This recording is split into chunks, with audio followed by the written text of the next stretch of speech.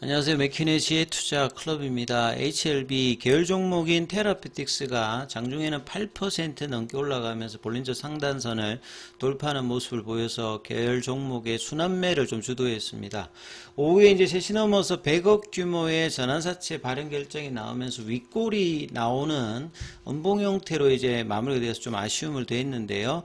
데이터 클리닝, 데이터 락업, 탑라인 데이터 관련되는 부분에서 다시 한번 정리해 보도록 하겠습니다. 자, 공시부터 먼저 좀 살펴보면요. 테라피틱스의 공시가 오후 이제 3시 4분에 나왔습니다. 전환사채 관련되는 부분인데 내용 먼저 좀 살펴보면 이 전환사채의 종류에서 19회차인데요. 올해 18회차, 19회차 두 번 정도가 지금 전환사채 발행을 했는데 연초에 18회차고 이번에 이제 19회차입니다. 자, 종류는 무기명식, 무보증, 3호 전환사채인데요. 무기명식이라고 하는 말은 채권 소유자가 이제 이름이 정해지지 않는다는 거고요. 무보증은 이제 회사가 발행처에서 보증을 하지 않는다는 거고, 3호는 공모가 아니기 때문에 특정한 대상을 지정해서 이제 발행을 하는 전환사채고요. 이 금면 총액은 100억 정도가 됩니다. 그리고 이제 이 자금 조달의 목적 자체가 가장 중요하죠. 그리고 이런 자금 조달에서 기업 가치를 증가시키는 부분들은 보통 이제 시설 자금, 그 다음에 타법인 정권 취득 자금, 여기 있으면 장기적으로 이 자금의 어떤 활용도가 기업 가치 정대에 있는 거고, 이번에 이제 자금 조달의 목적은 운영 자금입니다. 특히나 이제 신약 개발하는 회사들 입장에서는 이제 정상적인 어떤 매출과 영업이익이 나오고 있는 부분들이 대부분 없기 때문에 항상 이제 뭐 유상증자라든지 채권 발행을 통해서 인건비라든지 아니면 이제 개발비 관련되는 운영비를 자금 조달한다라고 이제 보시면 되는데, 이번에도 운영자금 조달로 100억이다 이렇게 좀 보셔야 되겠습니다. 그리고 사채의 이율에서 표면이자율, 만기이자율이 있는데 좀 쉽게 설명드리면 모든 이제 채권 같은 경우에는 표면에 이자율이 있습니다. 이게 이제 쿠폰 레이트인데, 이 부분들이 이제 1년에 한 번 주는 게 아니라 보통 이제 분기당 한 번씩 이제 이 1%를 4분의 1씩 나누어서 주게 되고, 만기까지 가게 되면 표면 이자율로 이제 쿠폰 레이트로 이제 갔던 거를 빼고 만기 이율 2%로 이제 복리로 계산해서 뭐 주는 개념이다. 이렇게 이해를 하시면 될 거예요. 사채는 보통 3년이니까 이제 2028년도 7월 3일로 되어 있고요. 이자 지급 방법은 앞서 말씀드린 뭐 그런 내용이다 이렇게 보시면 될 거고요. 그리고 이제 사채 발행 방법은 3호로 공모가 아니라는 부분들. 그 다음에 이제 이 메자닌 자금 쪽에서 CB나 BW 같은 경우는 주식으로 전환할 수 있는 부분들이 이제 중요한데요. 전환 가액이 9,329원으로 정해져 있습니다. 그래서 이런 부분들이 이제 주가에도 영향을 좀 주는 거죠. 그 다음에 이제 전환을 하게 되게 되면 전체 이제 테라피틱스의 주식 발행수 대비해서는 1.27 정도의 오버행 이슈가 뭐 되는 거라고 보시면 될 것 같고요. 전환 청구를 할 수 있는 부분들은 올해는 해당되지 않습니다. 내년도 이제 2026년도 7월 3일부터 이제 전환이 가능한 부분이고요. 그 다음에 주가 변동에 따라서 리픽싱 할 수 있는 부분이 항상 있는데, 하향 리픽싱의 이제 최저 조정 가액은 6,531원이다. 이렇게 좀 보시면 될 것 같고요. 그 다음에 채권 발행에 응하는 어떤 대상자들한테는 만기까지 가지 않고 조기에 상환할 수 있는 풋옵션 관련되는 부분들도 이제 요거는 2027년도에 또 이 부분들에 대해서 청구를 할 수 있으니까 내년 내후년도의 상황이니까 올해하고는 특별하게 지금 뭐 오버행 이슈라든지 상한 이슈는 없습니다. 그러니까 뭐 어디다가 이제 대상자 발행을 했느냐 보면 대부분 HLB 계열이다. 그러면 생명과학과 HLB 셀, HLB 파나진, HLB 펩, 여기에서 이제 이사에서 결의해서 각각 뭐 30억, 30억, 20억, 20억 정도 투입을 했기 때문에 외부로 가는 게 아니라 내부에서 이제 테라피틱스의 자금 조달을 좀 지원하는 형태다. 이렇게 좀 봐야 되겠죠. 그리고 마지막에 보면 자금 조달의 구체적인 사용 목적이 연구개발비, 그러니까 운영비, 인건비가 대부분 들어가잖아요. 그 다음에 이제 외주비라고 하는 부분들은 보통 이제 임상 개발할 때 필요한 CRO라든지 이런 부분들은 자체적으로 하지 않고 뭐 외주를 하게 되면 여기에 대한 어떤 비용이다, 이렇게 이해를 하시면 될 것 같고요. 그래서 주가도 이제 이런 부분들을 테라피틱스가 최근에 그래도 계열 종목에서는 가장 강했기 때문에 테라피틱스 주가가 굉장히 제가 중요하다고 말씀을 좀 드렸는데요.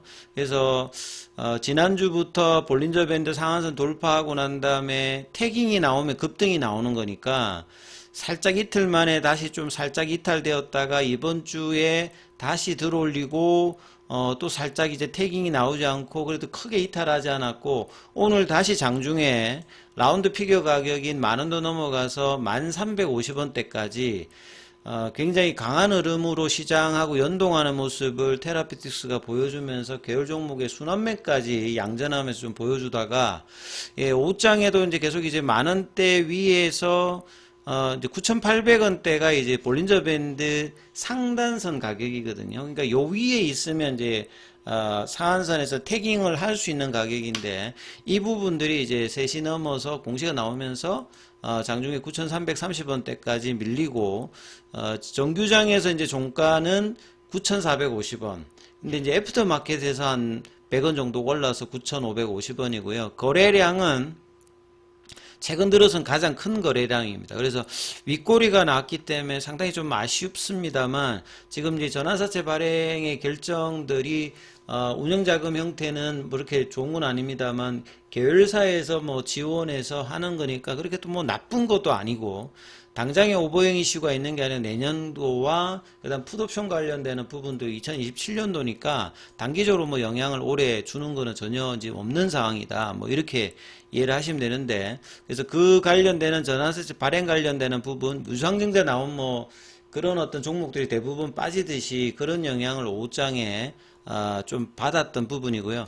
예, 근데 이제 항상 이런 이제 전환사채라든지 유상증자는 주가가 밑에서 하는 경우가 없기 때문에 올라왔을 때 하는 부분을 보통 하는 거 있는데 시기상으로는 뭔가 좀 아쉬운 부분들을 계속 좀 드러내는 어떤 이사의 어떤 결이다. 뭔가 주가가 좀 올라가고 있을 때 운영자금을 조달하기 위해서 지금 굳이 이렇게 전환사채를 이 시점에 좀 발행해야 될 특별한 뭐 이유가 있을까? 예, 뭐 이런 부분들이 어떤 결정들이 좀 아쉬운 부분들이 분명히 있습니다. 항상 이제 선제적으로 자금 조달하는 부분들은 있는데 굉장히 중요한 이슈를 앞두고 있으면서 이제 발행 결정을 했다는 부분들이 상당히 조금 이제 6월 말 리네이 NK 관련되는 부분에 탑라인 데이터를 앞두고 있는 상황이잖아요. 그러니까 이런 부분들이 조금 아쉬운 어떤 결정들이다 이렇게 한번 보여지고 이제 그 다음에 이제 데이터 이 점검 그 다음에 관리 클리닝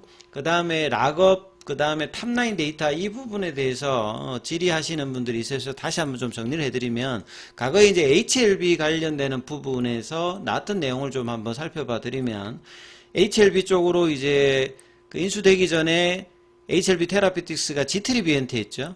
그 2017년도 이제 기사인데 이때도 보시게 되면 임상 데이터를 락업하고 임상 결과에 대해서 리뷰를 들어갈 것으로 보여진다.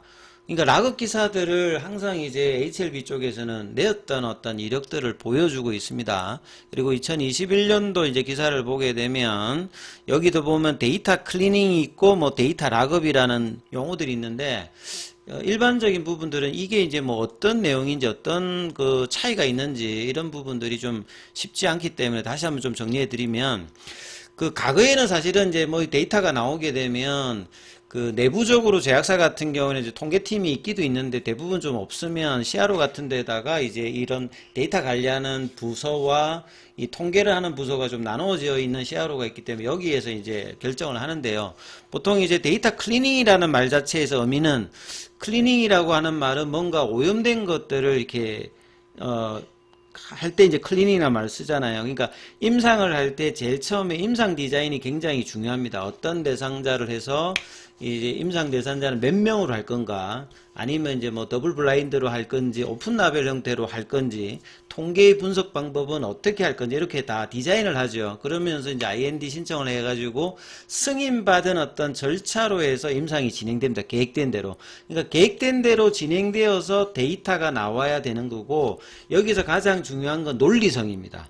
그 논리성에 맞는 데이터가 나와야지만 그 데이터를 세트를 통계로 보내서 그 결과값을 가지고 이제 최종 승인도 받고 뭐 라이센스 아웃을 한다든지 이렇기 때문에 이게 굉장히 중요하거든요. 근데 계획했던 대로가 아니라 비정상적인 어떤 데이터 값이 나오면 연구자들이 이 부분에서 의견을 제시합니다. 이게 맞는 건지. 근데 이제 그런 의견이 달리지 않으면 데이터가 오염됐다라고 보통 해요. 그러면 이제 그런 부분들이 나오게 되면 그 데이터는 쓸 수가 없는 거죠. 그래서 이렇게 해서 임상이 진행되는 병원에서 환자가 이제 약물이 투여되게 되면 데이터가 실시간으로, 최근에는 이제 뭐 전자적으로도 기록이 되어서 그것들이 모여서 이제 데이터를 수집하고, 그 다음에 이런 데이터 클리닝 과정을 해서 이제 점검을 해서 논리적으로 문제가 있는지 없는지를 확인하는 과정 자체가